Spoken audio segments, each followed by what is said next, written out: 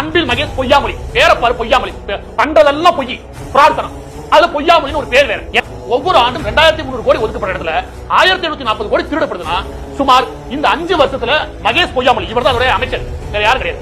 ஊர்ல ஏகப்பட்ட படம் எங்களுக்கு போனாலும் போட்டோ எடுக்க வேண்டியது, வீடியோ எடுக்க வேண்டியது, டக டக டக டக டக இந்த வீடியோ ஜகஜாலத்துல குறைச்ச இல்லைன்னு வச்சுக்கோங்க, விளம்பரத்திலேயே இந்த கவர்மெண்ட் ஓடுது.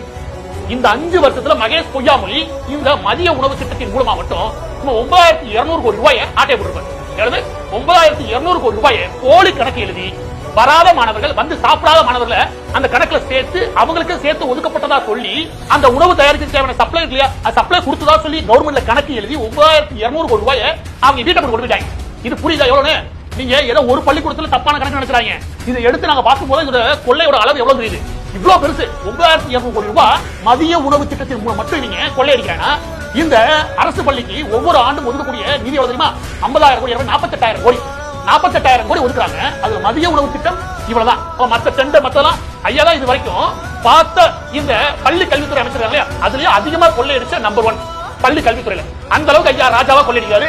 இந்த மதிய உணவு சாப்பாடையே திருடுறேன்னா அதை என்ன நீ பண்ணிருப்ப? எனவே இவங்க எதையுமே வெளிப்படைத்தன்மைக்கு வரக்கூடாது நம்ம தீவிரமா இருக்காங்க.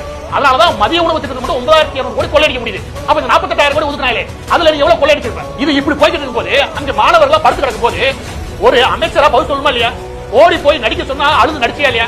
இதுக்கெல்லாம் மிகச்சிறந்த நடிகர் பட்டம் வாங்கினா இல்லையா? இப்ப இதுக்கு பதில் சொல்லணுமா இல்லையா? இதுக்கு பதில் சொன்னா அடுத்த கேள்வி என்ன கேட்கணும்? இந்த கேள்வி எந்த கேள்வி? ஆமா 44 பேர் சாப்பிட்டுருக்காங்க, 250 பேருக்கு மீல்ஸ் ரெடி பண்ணதா சொல்றீங்க. அது அந்த 250 பேர் எங்க போனேன்? எல்லா பேரும் வீட்டுல இருந்து சாப்பாடு கொடுத்து சாப்பிடுறாங்க. மாணவர்கள் 3/4 பேர் கேட்டப்ப இல்ல நாங்க வீட்டுல இருந்து கொண்டு இங்க சாப்பிட மாட்டோம். அப்ப இங்க சாப்பிடக்கூடியது 44 பேர் தான். மிச்சத்தெல்லாம் இவங்க ஆட்டே போறாங்க கணக்கு எழுதி. இந்த கேள்விக்கும் அன்பில் மகேஷ் அவர்கள் பதில் சொல்லியா? அவருக்கு தேவை விளம்பரம். எங்க ஸ்டாலின் வருவாரு, குழந்தைகளை உட்கார்ந்து சாப்பிடுற மாதிரி அரசு தூக்கி போட்டு போயிடுவாரு. அதுக்கடுத்து நாம தான் இழிச்சாவாங்க. இவங்க விளம்பரத்துல ஓட்டாங்க. இங்க பாருங்க விளம்பரத்தை 3 நாளைக்கு முன்னாடி என்ன விளம்பரம்? நமது பள்ளி நமது பெருமை, அரசு பள்ளி நம் வலிமை.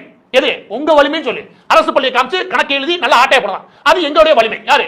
கருணாநிதி குடும்பத்தோட வலிமை. அதுக்கு நான் ஆதாரமா நிக்கிறேன் அப்படின்னு சொல்லி அன்பில் மகேஷ் விளம்பரம் போடலாம். அப்படி வேணா போடு.